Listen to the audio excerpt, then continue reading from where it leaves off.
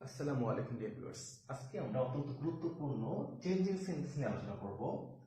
আমরা চেঞ্জিং সেন্টেন্সের ভিতর একটা বাক্য থাকে, আমাদেরকে বলে যে এটাকে চেঞ্জ করতে। যেমন এখানে বাক্য আছে আই রাইট আ পোয়েম, এখানে বলছে এটাকে ইন্টারোগেটিভে রূপান্তর করতে। ঠিক আরেকটা বাক্য আছে হি ওয়েন্ট টু ঢাকা, সে ঢাকা গিয়েছিল, এটাকে বলছে ইন্টারোগেটিভে রূপান্তর করতে। এই ইন্টারোগেটিভ করার জন্য যে বিষয়টা ইম্পর্টেন্ট সেটা হলো সূত্র। আপনাকে মাস্ট এই সূত্রটা জানতে হবে। এই সূত্রের সাহায্যে আপনি সহজেই এটা সমাধান করতে পারবেন।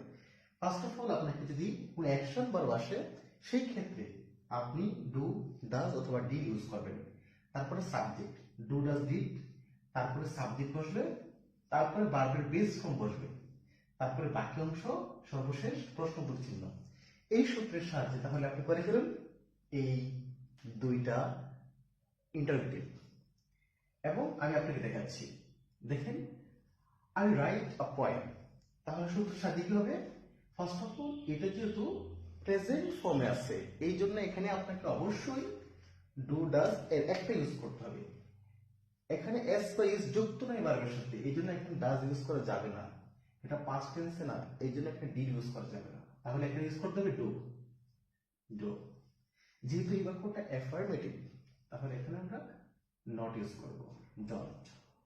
তারপরে সাবজেক্ট, সাবজেক্ট কি হবে? I, don't I. তারপরে ভার্বের one right, don't I write a বাক্যাংশ আ পোয়েম, প্রশ্নবোধক চিহ্ন হবে। ঠিক এভাবে হি ওয়েন্ট টু ঢাকা, এটা কিন্তু করতে হবে। তাহলে যেহেতু এটা পাস্ট ফর্মে আছে এই জন্য এটা হবে প্রথমে ডিড, ছোট্ট করে আমরা নট ইউজ করবো সাথে, ডিডন্ট। তারপর সাবজেক্ট হি, ডিডন্ট হি। আমরা জানি গো, গো ওয়েন্ট গন, তাহলে এটা বি ওয়ান কি? Go. Didn't he go to Dhaka. তাহলে আপনারা এই সূত্র ডু ডাজ ডিড এর সাথে কি ইউজ করতে হবে? আপনাকে সাথে আপনারা নট ইউজ করবেন। এইভাবেও হবে, এটা অ্যাফার্মেটিভ ইন্টারোগেটিভ হবে। আর আপনি যেহেতু একটা অ্যাফার্মেটিভ থেকে নেগেটিভ করতেছেন এই জন্য আপনি নট ইউজ করবেন।